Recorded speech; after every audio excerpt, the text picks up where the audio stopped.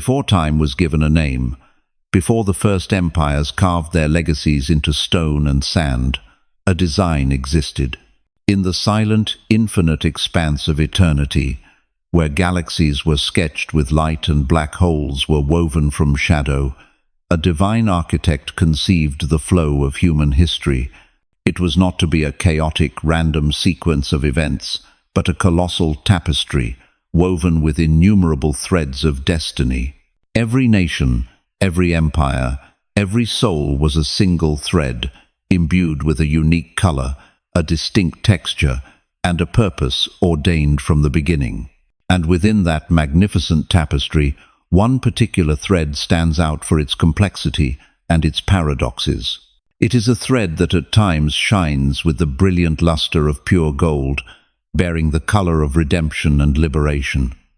At other times, it is stained with the deep crimson of war and conquest, and sometimes it is steeped in the mysterious black of conspiracies and centuries-long silence. That thread bears the name of Persia, the land we know today as Iran. Today, we will not trace this thread through the lens of modern headlines or geopolitical analysis. We will journey back through the river of time, back to its very source, where its first echo resounded in the most ancient of texts. Its story does not begin with oil derricks or military parades. It begins as a whisper in the book of Genesis, in the dawn of a renewed world. After the great primordial flood had cleansed the globe, leaving a silent and pristine world beneath the rainbow of a covenant, humanity began anew from a single family. From the three sons of Noah, Shem, Ham, and Japheth, the nations of the world blossomed, spreading across the face of the earth like rivers emptying into the great sea. Within this first table of nations, this sacred ethnography of mankind's origins, the divine architect subtly planted two seeds, two names that would later merge to form the soul of Persia. The first seed was Elam, a son of Shem, the line of the promise. His people settled in the fertile plains of the southwest, near what is now the Persian Gulf. They were builders, traders, men who raised civilizations from clay and reed. Their thread carried the color of beginnings, of potential and primordial strength. The second seed was Madai, a son of Japheth, the line of wanderers and warriors. His descendants populated the rugged, imposing mountain ranges to the north, a harsh land that forged them into a people of resilience, independence, and formidable courage. Their thread carried the color of granite, of endurance and latent power. At the time, they were just two names on a long list, two distinct tribes inhabiting the same vast geography. No one could have known that from the eventual union of these two peoples, one from the fertile south and one from the rugged north, an empire would one day rise to shake the world. They were more than just the names of patriarchs. They were the first notes sewn into a symphony of destiny, a symphony of light and darkness, of redemption and confrontation, of obedience and rebellion. A melody that began at the dawn of time, and whose cadence, both wondrous and terrible, still echoes with fierce intensity to this day, awaiting its final, resolving chords. This is the story of the Persian thread, a journey woven by the hand of destiny itself. As the tapestry of history was slowly woven, the thread of Elam quickly began to display its vibrant color. From humble settlements, the descendants of Elam built fortified cities, magnificent palaces, and imposing temples. They grew into a formidable force, a kingdom of warriors, builders, and conquerors.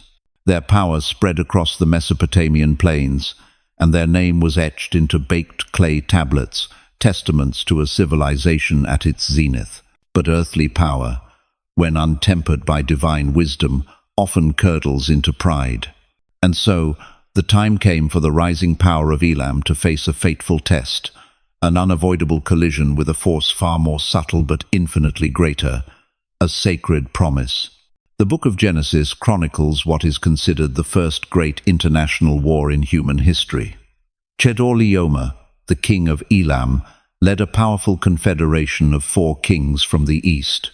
They moved like a desert storm, sweeping across the land, subjugating cities, and demanding tribute. Their objective was total domination. In their campaign, they descended upon the cities of Sodom and Gomorrah, and among the spoils they carried away was Lot, the nephew of a nomad named Abraham. To the 4 kings, this was a minor victory in a grand campaign. Lot was just one captive among thousands, but they were unknowingly tampering with a sacred lineage, provoking a man who carried within him the very promise of a great nation and a future Messiah. Abraham, upon hearing the news, was not a king with a mighty army. He was a patriarch of a wandering clan, living in tents, whose greatest asset was his faith in an unseen God. Yet that faith transformed him into a giant. The ensuing conflict was far more than a familial rescue mission. It was a deeply symbolic clash between 2 opposing forces, worldly power and the divine promise. On one side stood the alliance of 4 kings, with their chariots, their battle-hardened armies, and the arrogance of conquerors. On the other side stood a single shepherd and his 318 trained servants, armed with simple weapons, but backed by an invisible, omnipotent force. By any human logic, the outcome was a foregone conclusion. The might of Elam and its allies was unassailable, but Abraham did not fight with human logic. He fought with faith. Under the cover of night, he and his men launched a daring, unexpected assault. The Bible does not detail the battle, but its result echoes through the centuries. The mighty Eastern Confederation was routed and defeated. Abraham rescued Lot, recovered all the goods, and secured an impossible victory. The defeat of Elam was more than a military setback. It was the first divine lesson etched into the history of the Persian thread. It established an eternal truth, that any power, no matter how great, no matter how formidably built, will ultimately shatter when it presumes to stand against the ultimate purpose of the divine architect. Pride, when it confronts a divine plan, will always lead to a fall. The Persian thread, in its earliest chapter, tasted the bitter fruit of hubris and defeat.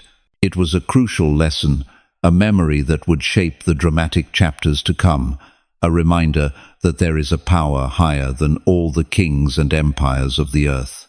Centuries flowed like rivers of sand through the desert of time. The tapestry of history was woven with the rise and fall of great empires. Assyria, with its legendary cruelty, had come and gone. Then Babylon arose, magnificent and arrogant, the head of gold in a prophet's vision. Under Nebuchadnezzar, Babylon became the master of the known world. Its armies had crushed Jerusalem, leveled the sacred temple of Solomon, and carried the people of the promise into exile. In Babylon, the Hebrew exiles lived in a gilded cage. They could build homes, conduct business, and some even rose to prominence in the royal court. But their souls were in chains. Every day they sat by the waters of the Euphrates, gazing at its slow, indifferent current, and wept for Zion, for their lost homeland. Their hope had all but withered. 70 years was a lifetime, long enough for a generation to be born and die in servitude. Who could possibly rescue them from the grip of the world's most powerful empire? Who could unlock the gates of this golden prison? The answer did not come from where they expected. It did not come from a Hebrew prophet leading a rebellion. It did not come from a miraculously restored king of David's line. The answer came from a direction they never anticipated.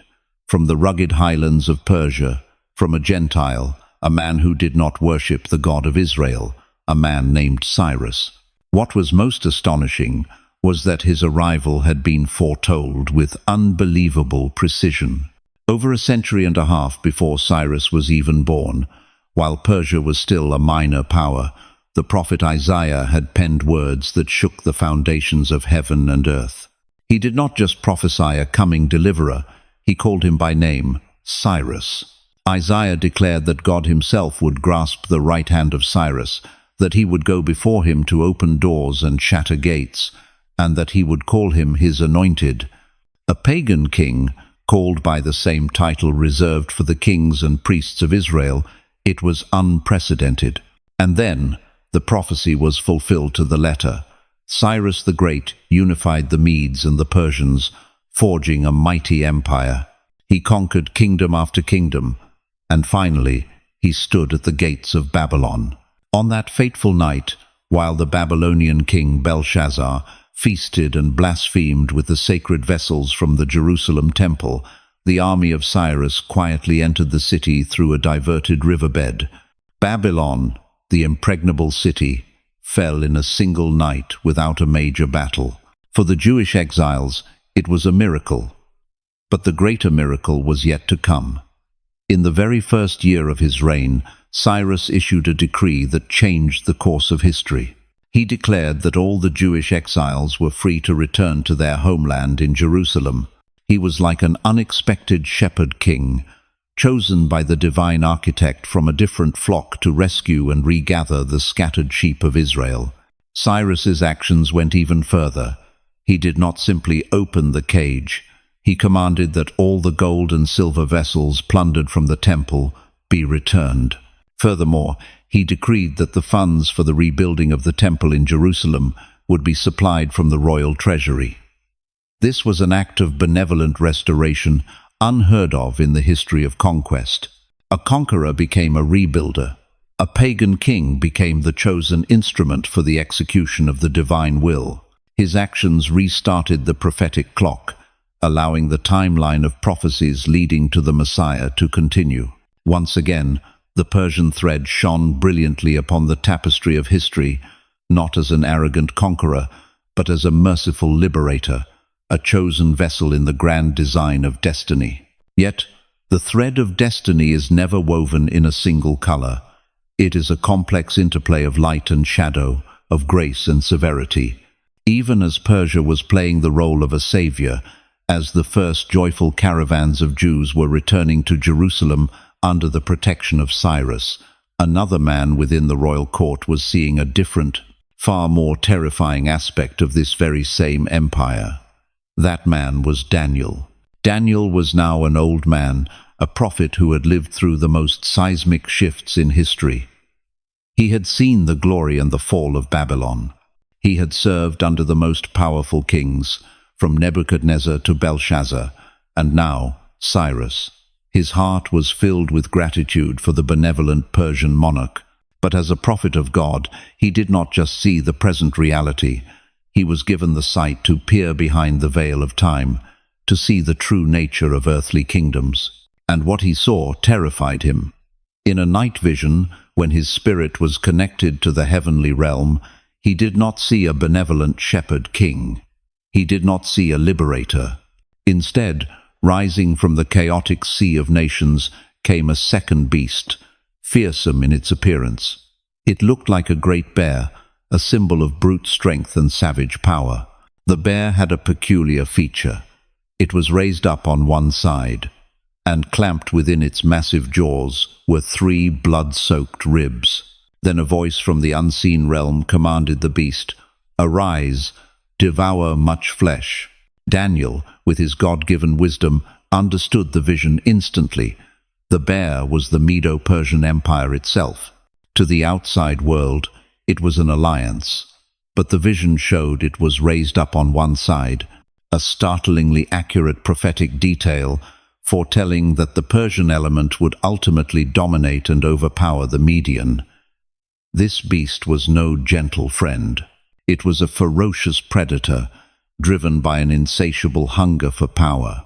The 3 ribs in its mouth represented 3 great conquests, 3 major kingdoms that would be devoured by its might.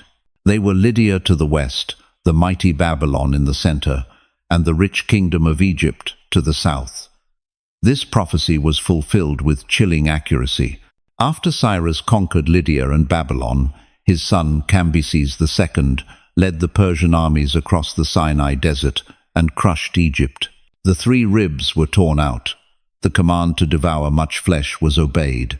For Daniel, this was a shocking revelation. He was living under the rule of this very beast.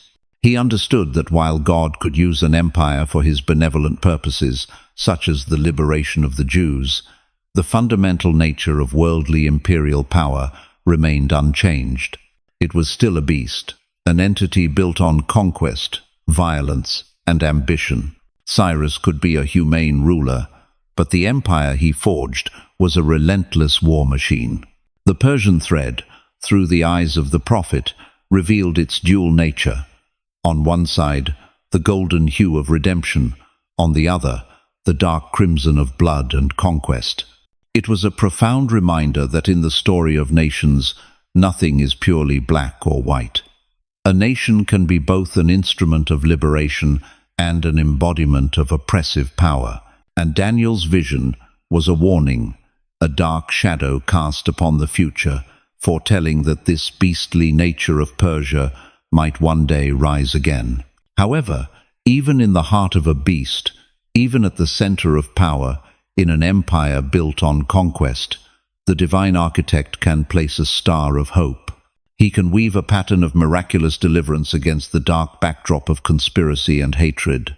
This story unfolds in the capital city of Susa, under the reign of King Ahasuerus, commonly identified as Xerxes I, when the Persian Empire was at the absolute zenith of its power, stretching from India to Ethiopia.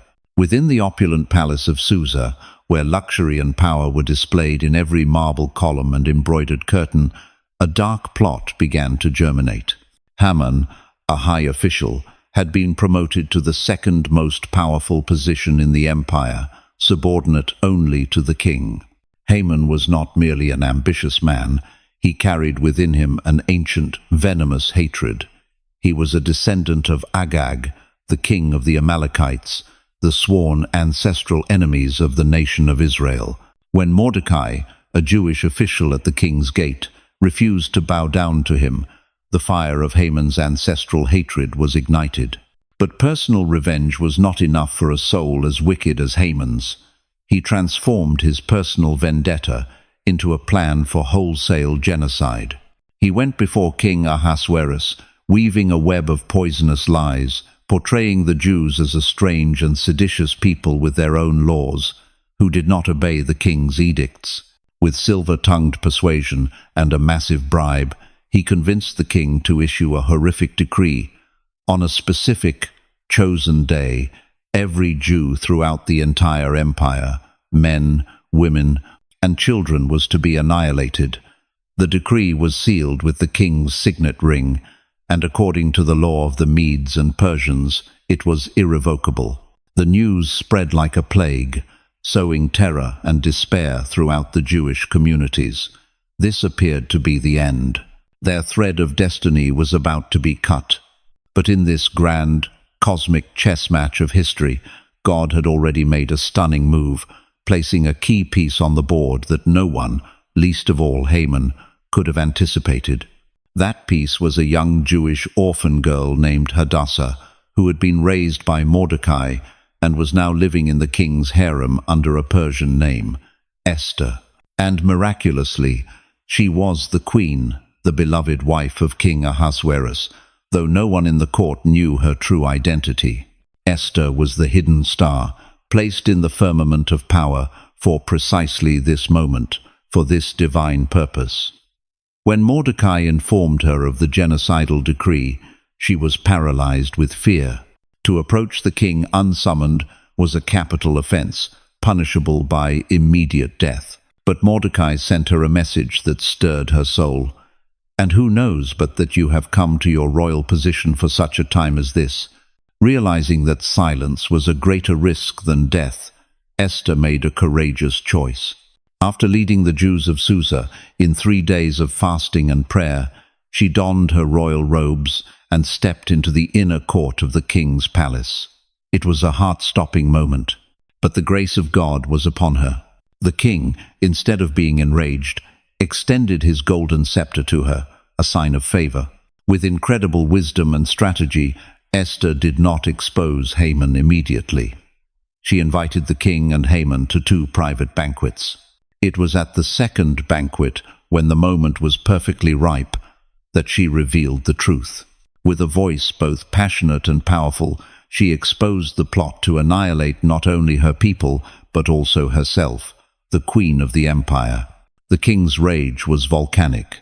Haman, in a panic, fell upon the couch where Esther was reclining to beg for his life, an act that the king misinterpreted and that sealed his fate. And in a stunning and ironic reversal of destiny, Haman was hanged on the very gallows, 75 feet high, that he had built for Mordecai. Ultimately, a new decree was issued, granting the Jews the right to defend themselves. The day that was meant for their slaughter became a day of victory and deliverance. The palace of Persia, once the center of a deadly plot, had become a fortress for the people of God. Once again, the Persian thread, through the faith and courage of one woman, was rewoven by the hand of the divine architect into a pattern of miraculous deliverance, proving that no human plot can ever thwart his ultimate plan. The legacy of divine intervention in Persia did not end with grand acts of deliverance.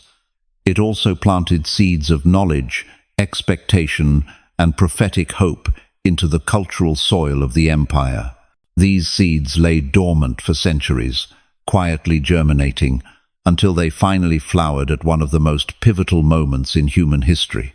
Centuries after the time of Esther, the Persian Empire had fallen, giving way first to the Greeks under Alexander the Great, and then to the mighty Roman Empire. The world had changed. The center of power had shifted west. But in the east, in the lands of ancient Persia, a sacred heritage was still being preserved and passed down. This was the legacy of the wise men, the Magi. The Gospel of Matthew begins its nativity account with a mysterious and profound detail.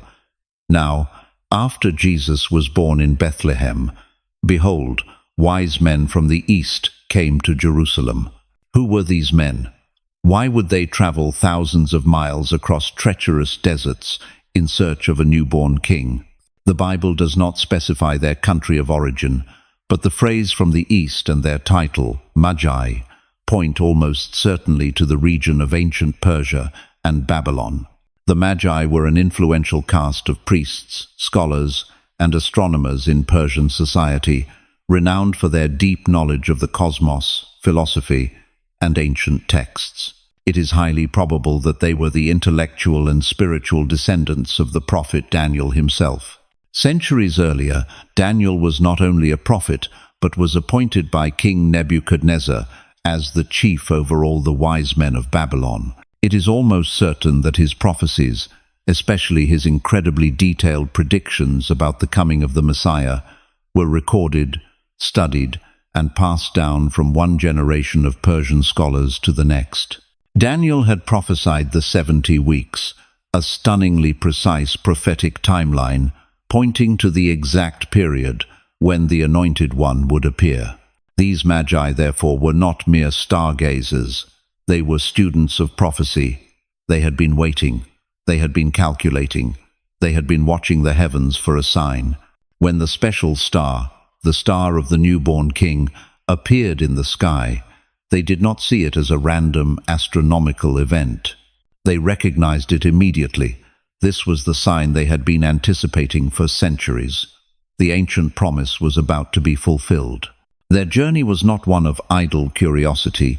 It was a prophetic pilgrimage, an act of faith and worship. They left everything behind, carrying precious gifts, and embarked on a long, arduous journey, guided only by a star in the heavens and the promise in ancient scrolls. When they arrived in Jerusalem, they sent the entire city into an uproar, while King Herod, the puppet king, and the chief priests, who should have known the prophecies best, were filled with confusion and fear. It was these Gentiles from Persia who brought the good news. And when they finally found the child Jesus in Bethlehem, they fell down and worshipped him. The gifts they presented were not random. Each one was a silent sermon, a profound theological statement about the identity of this child. Gold, the gift for a king, declared his royalty. Frankincense, the incense used in temple worship, acknowledged his divinity, that he was God. and myrrh, an aromatic resin used for embalming, tragically foretold his sacrifice and death for humanity. This was a climactic moment in the story of the Persian thread.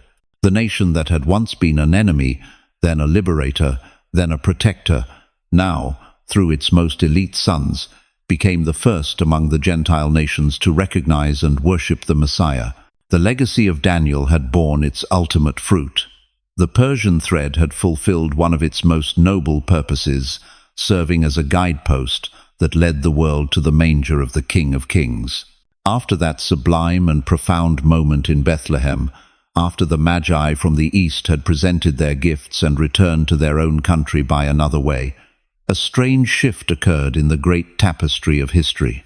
The Persian thread, which had once shone so brilliantly with the dramatic colors of conquest, deliverance, and worship, now seemed to fade into the background. The spotlight of the biblical narrative, and subsequently the history of the early church, moved decisively westward, focusing on the Roman Empire. The Gospels recount the life, death, and resurrection of Jesus Christ in Judea, a Roman province. The Book of Acts chronicles the explosive spread of the gospel from Jerusalem to the very heart of the empire in Rome. The letters of apostles like Paul, Peter, and John were sent to churches in Rome, Corinth, Ephesus, and Galatia, all within the Roman sphere of influence. Persia, once the stage for grand acts of redemption, now all but disappears from the pages of the New Testament. It recedes into a long and protracted silence. This was not a random oversight. It was a new chapter in the plan of the divine architect. The Persian Empire had fulfilled its historical role. It had prepared the way for the return of the Jewish people, the rebuilding of the temple, and had helped preserve critical prophecies. Now, the stage was handed over. Rome, with its system of laws, its extensive road network, and its common language, unwittingly became the instrument for the rapid dissemination of the gospel throughout the known world. Meanwhile, in the east, the land of ancient Persia underwent its own transformations. The Parthian, and later the Sassanid, empires rose to power, often clashing with Rome along their borders. New religions, most notably Zoroastrianism, flourished. The land that had produced Cyrus, Esther, and the learned Magi seemed to gradually forget the unique, sacred role it had once played in redemptive history. The echo of the prophecies of Isaiah and Daniel concerning it grew faint, buried under the dust of new wars and cultural shifts. This silence in the sacred story is never meaningless. In God's symphony, the rests are as important as the notes. They are moments to breathe, to reflect, for an old chapter to fully close before a new, more intense one begins. The silence of Persia during this era was a preparation, an accumulation of potential energy for a final role, a role that would be revealed in the prophecies concerning the end times. The Persian thread was not cut. It was merely being woven beneath the surface of the tapestry for a time. It was in a period of dormancy, a fateful period of forgetting. This forgetting was necessary, for when it re-emerged in the prophetic texts, it would be in a completely different capacity, a role that would shock and alarm the world. This long silence was the ominous lull before a great storm, one that had been prophesied long ago, began to gather on the horizon. It was the quiet of a volcano before its eruption, heralding a final, dramatic, and decisive chapter in Persia's fated journey. The centuries-long lull finally came to an end. As the tapestry of history approaches its final, climactic chapters, the Persian thread re-emerges dramatically onto the surface. But this time, it does not carry the golden hue of redemption or the white of worship. It rises with the dark crimson of war and confrontation, a chilling echo of the ravenous bear Daniel saw so long ago. The storm, long foretold, was now beginning to gather. In one of the most terrifying and detailed visions of the Old Testament, the prophet Ezekiel was shown a panorama of the last days. He described an all-out assault, a massive invasion aimed at a restored nation of Israel, gathered from the nations and living in seeming peace in their ancestral homeland.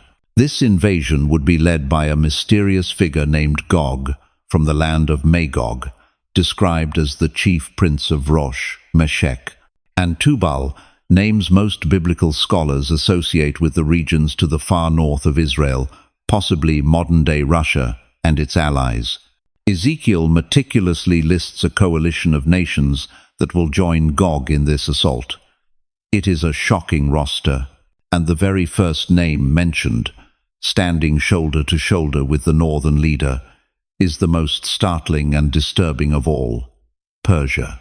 Persia, Cush, and Put will be with them, all of them with shield and helmet. This is not merely a geopolitical detail. This is a fateful reversal of destiny, a historical tragedy. The nation that God, through King Cyrus, had once called his anointed to liberate Israel, the nation that had served as a safe haven for the Jewish people under Queen Esther, the nation that had sent its finest sons to worship the infant king of the Jews. Now, this very same nation is prophesied to be a lead partner in a confederacy of destruction aimed at the annihilation of God's people. Ezekiel's vision describes this invading horde as a storm, as a cloud covering the land. Their motive is clear: to seize plunder, to wreak havoc, and to destroy. They will advance upon the mountains of Israel with pride and arrogance, believing that nothing can stand in their way. The prominence of Persia, modern-day Iran, at the head of this coalition is a thunderous warning that echoes through the centuries. It demonstrates that a nation's role in God's plan is not static. Past faithfulness does not guarantee future obedience. The thread that once shone so brilliantly now willingly stains itself with the color of rebellion. History seems to have come full, tragic circle. The land that once produced liberators now joins an alliance of invaders. This prophetic storm is no ordinary war. Ezekiel describes it as the event that will trigger the direct and cataclysmic intervention of God himself. He will use this invasion to display his holiness and might before all nations. The arrogance of Gog and his coalition will become the stage upon which God executes public judgment. Thus, Persia stands at the epicenter of the final prophetic storm, but this time on the opposing side. Its thread of destiny is being woven into a pattern of judgment. Its participation in this alliance is a betrayal of its own sacred historical legacy, a choice that will lead to devastating consequences. The storm is gathering, and when it breaks, it will determine not only the fate of Israel, but the ultimate fate of Persia itself. The storm finally breaks. The assault of Gog and his confederacy of nations, with Persia as a key ally, descends upon the mountains of Israel in a terrifying spectacle of military might. But their success is fleeting. Their arrogance has breached the limits of divine patience. And then, the judgment of the divine architect falls with swift and awesome fury. Ezekiel does not describe a human battle. He describes a supernatural annihilation. Fire and sulfur rain down from heaven. A great earthquake shakes the very foundations of the land. Panic and confusion grip the invading armies, causing them to turn their swords against one another. Pestilence and bloodshed run rampant. In the end, the vast, powerful horde that was so confident it would devour Israel is utterly destroyed upon the mountains and open fields. So great is the carnage that it will take 7 months to bury the dead, and their abandoned weapons will provide fuel for 7 years. The judgment upon Gog's coalition is one of total devastation, an undeniable demonstration of God's power. For Persia, as a principal member of this alliance, this appears to be the final, tragic end. Its thread of destiny, having been stained crimson with war and black with rebellion, seems destined to be consumed entirely by the fires of divine judgment. It seems its story must conclude in failure and ignominy. But the divine architect, the grand weaver of the tapestry, is never merely a god of destruction. Even in wrath, He remembers mercy. Even in judgment, he leaves a door open for redemption. And the promise of that redemption was planted long ago, hidden deep within the pages of another prophet, almost forgotten amidst the terrifying prophecies of the end times. The prophet Jeremiah, who lived through the dark days before Jerusalem's fall, received a specific prophecy concerning Elam, the ancient heartland of Persia. The prophecy is two-sided, perfectly reflecting the dual nature of this fated thread. The first part is one of judgment. Behold, I will break the bow of Elam, the mainstay of their might. And I will bring upon Elam the four winds, and I will send the sword after them, until I have consumed them. This foretells a shattering and scattering of Elamite power, a part of the greater judgment to come. But immediately following this severe pronouncement, Jeremiah records a sentence bursting with hope, an unexpected ray of light in the ashes. But in the latter days I will restore the fortunes of Elam, declares the Lord. This is a staggering revelation. In the latter days, the very time period of the war of Gog and Magog. This means that even after Persia participates in the final rebellion and suffers the horrific consequences of that judgment, its story is still not over. God, in his infinite grace, promises to restore it. He will gather its remnants, heal its wounds, and grant it a new future. This promise changes everything. It reveals that the ultimate purpose of judgment is not annihilation, but purification. The thread of destiny, though it will be terribly soiled by rebellion and war, will not be severed.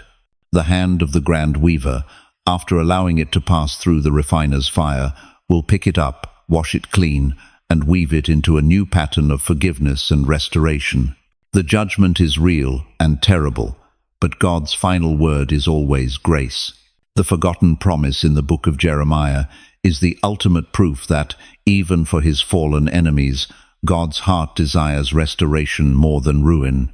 We have followed the journey of a single thread of destiny through millennia of history, a thread named Persia. From humble seeds planted in the soil of Genesis, it grew into a mighty empire, leaving an indelible mark on the tapestry of humanity. Its journey has been an epic saga of complexity, a dramatic tale of the opposing roles a nation can hold within the grand design of the divine architect. We have seen it as an arrogant conqueror, tasting its first defeat when it clashed with the divine promise carried by Abraham. We then watched in awe as it was transformed into an unlikely instrument of redemption in God's hand, a shepherd king named Cyrus, who freed the people of the promise from their Babylonian chains. That thread shone brilliantly in the palace of Susa, where a star named Esther turned a plot of genocide into a great victory, transforming an empire into a sanctuary. And we witnessed the zenith of its noble role as the finest sons of Persia, the Magi, crossed the desert to become the first among the Gentile nations to worship the newborn Messiah. But the story did not end there. We also saw its darker side through the eyes of the prophet Daniel, the image of a ravenous beast, an empire built on conquest and violence. And then, after a long silence, we saw it re-emerge in the prophecies of the end times, this time in a tragic role, as an enemy, a key member of a coalition to attack the very people it once saved.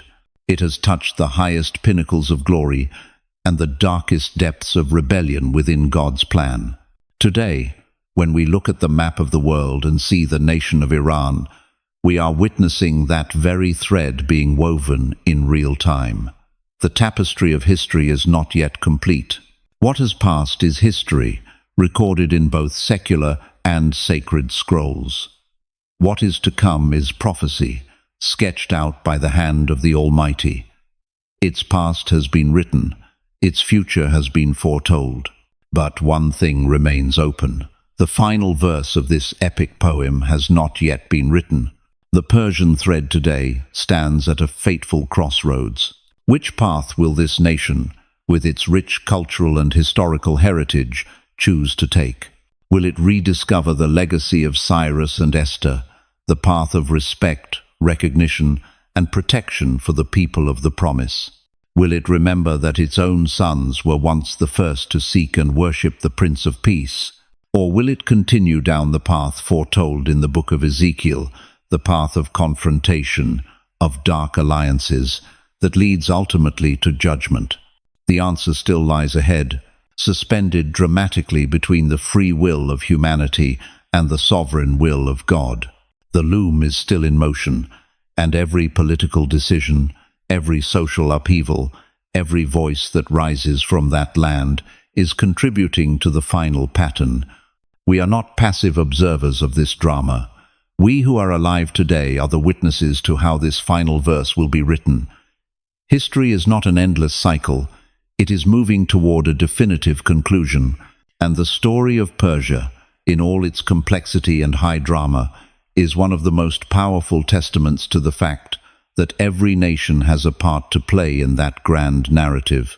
The final verse awaits, and the world, and indeed heaven itself, holds its breath to see how it will be written.